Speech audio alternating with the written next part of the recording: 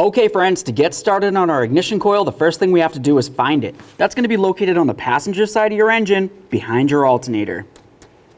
Now I'm just going to give you a quick overview of what we're going to have to do. To remove the ignition coil from this, you're going to notice that it's attached to the bracket by some rivets. Unless of course it's been replaced before. In that case, it's probably going to be nuts and bolts and you won't have to do too much of this. But if it's riveted like mine, to get the rivets out, we're going to have to take apart a couple things. We're obviously going to have to remove the bracket here. To remove this bracket, we're going to have to remove this bracket along here. Following it along, you're going to see that it's also behind this bracket. To get this bracket off, we're going to have to remove this. It's not very hard, but it is a process, so let's get started. Now let's get right into it. The first thing I'm going to do is start relieving any wires that are on this. I'm just going to go ahead and give this a nice twist so it breaks free, and then I'll lift it up and off. Inspect it, make sure you don't see any funny colors. This is going to be very important. If you do, it's corrosion and needs to be dealt with.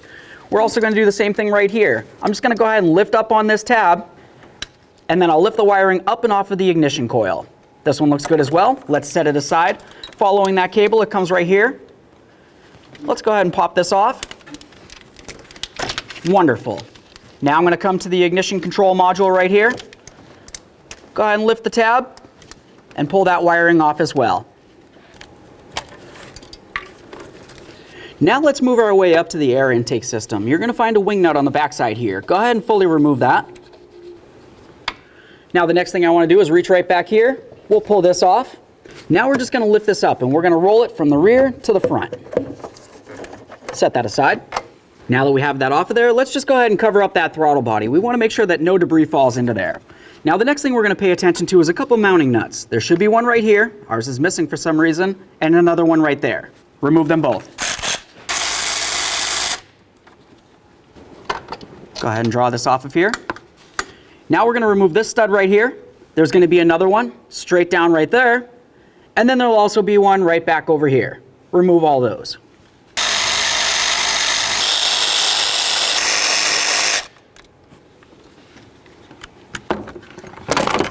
Go ahead and grab onto this bracket, lift it up and out of the way. Now we can remove the mounting bracket. You're going to find two studs, one right here and one right over there. Remove them both and then we'll remove the unit.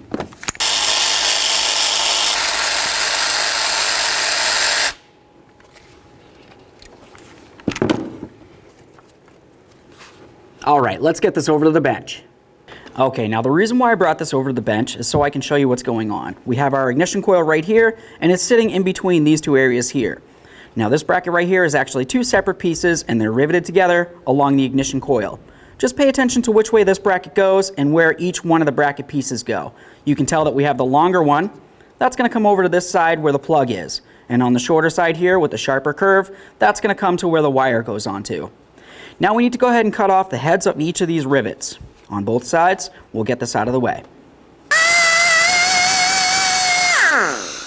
Now I have that so I can see a nice perfect circle in the center there. That's where the rivet's going to be. I'll do the same to the other side. All right, this looks perfect. Let's do the same to the other side.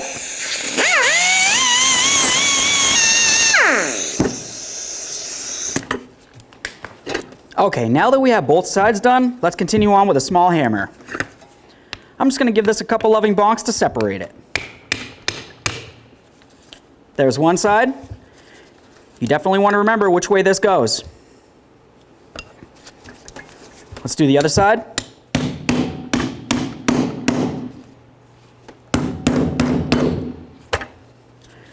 Now if your rivets are still stuck in there, go ahead and punch them out with a small punch.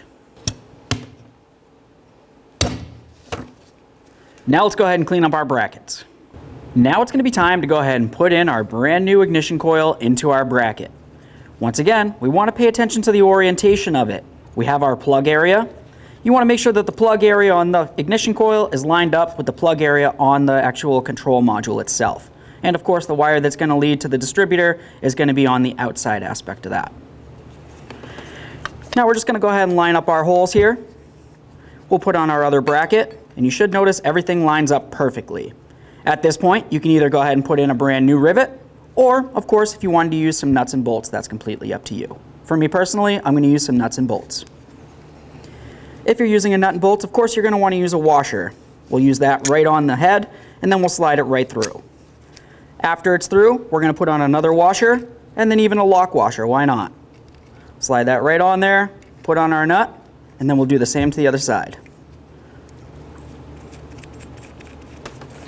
Okay, once you have it situated, continue on by tightening it up.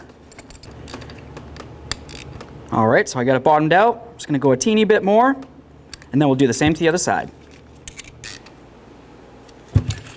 Perfect. Okay, now it's time to get this back mounted onto the engine. I'm just gonna line it up with the engine where it needs to be, and then we'll put in both of our bolts and then snug them up. That's bottomed out. Just a teeny bit more, do the same to the other one. Now, something else I like to mention while we have this part is just this area right along here. This is going to be cooling fins, and it's essential to cooling off your control module, and it's actually going to help cooling down the ignition coil as well. So just make sure these fins are cleaned out. You can use a nice wire brush for that.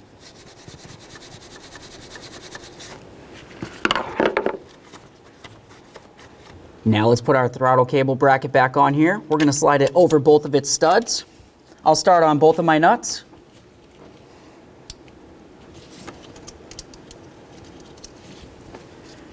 Now I'll put in my stud. Once we get them all started, we'll go ahead and snug them up.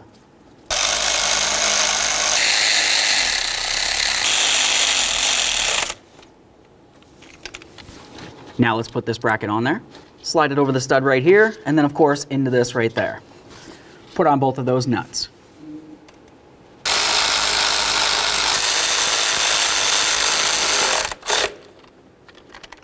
Now let's get this off of here. Just take a look inside, make sure no debris fell inside. If it did, carefully just wipe it out. Don't push on that flap. Now let's grab onto this. You're gonna notice on the bottom side you have this little lip, and it needs to fit over this. Let's go ahead and bring it over, slide it on, and then push this down. Grab your wing nut and put that on as well. We're gonna make sure this is nice and snug. Grab onto this. Line it up, slide it on there, make sure it's secure. Now let's move along to reconnecting in our wiring. I'm going to start with the control module.